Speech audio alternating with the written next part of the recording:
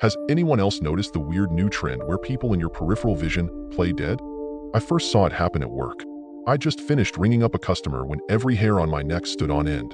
Something in my peripheral vision caught my eye. I work at a board game store, and standing in an alcove peering at the game shelves was a skinny dude with a scraggly beard.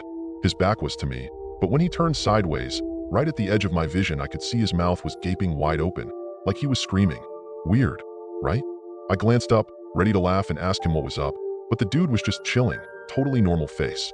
A slight wrinkle on his forehead, lips pursed as he read the back cover of Wingspan. He looked at me. Yo, I keep hearing about this. Is it any good? Slightly overrated in my opinion, I replied. But many people do seem to enjoy it. I'm trying to find a game my girlfriend might play. She's not really into board games and doesn't like competitive stuff. You have any good co-op games? Might I suggest a roll and write? Technically competitive, but you can't attack or interact with other players and mostly do your own thing on your board.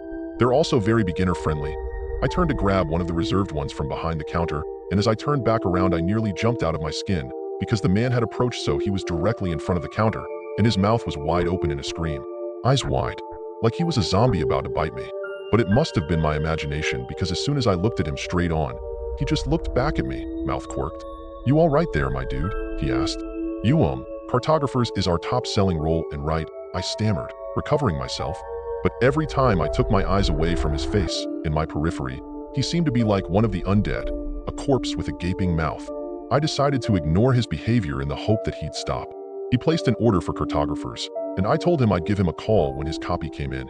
As I took down his details, much to my annoyance he did not stop, but continued to stand in my periphery silently screaming.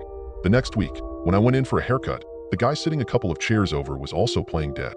He appeared to be slumped in the barber chair, head lolled to one side, blue eyes wide and unseeing. But the stylist kept flitting around him, scissors snipping, and when I turned to look at him directly, he was no longer playing dead, but instead speaking to the stylist, one hand gesturing from under the cape.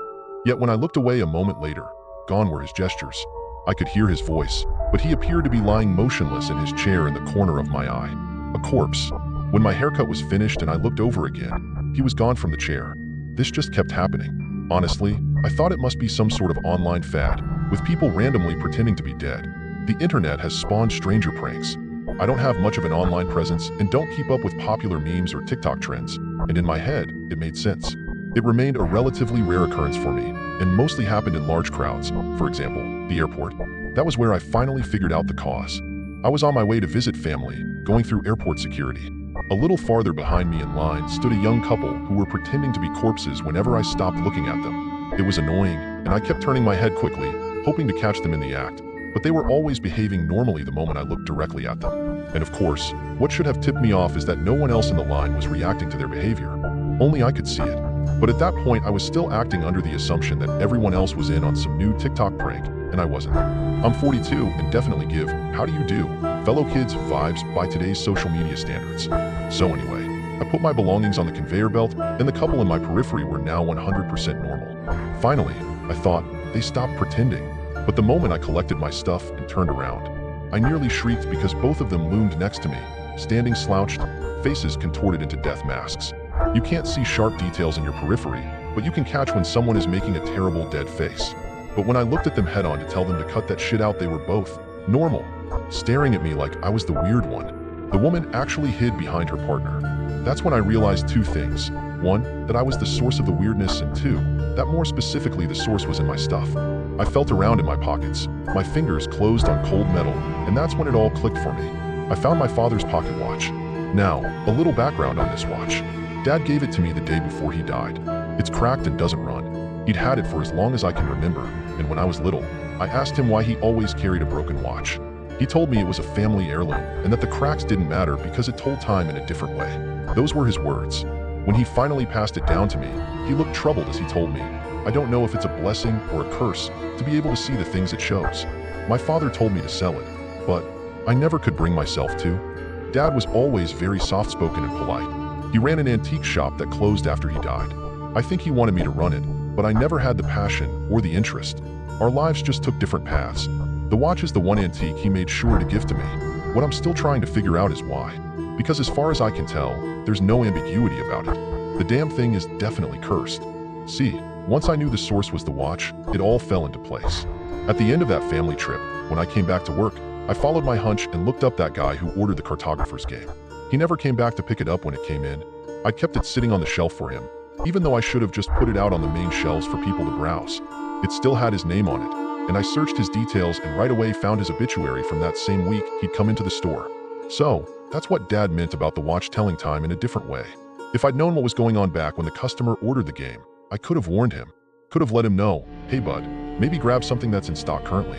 Better yet, forget the games, go do whatever it is you want to in your last hours of life. Start checking off that bucket list.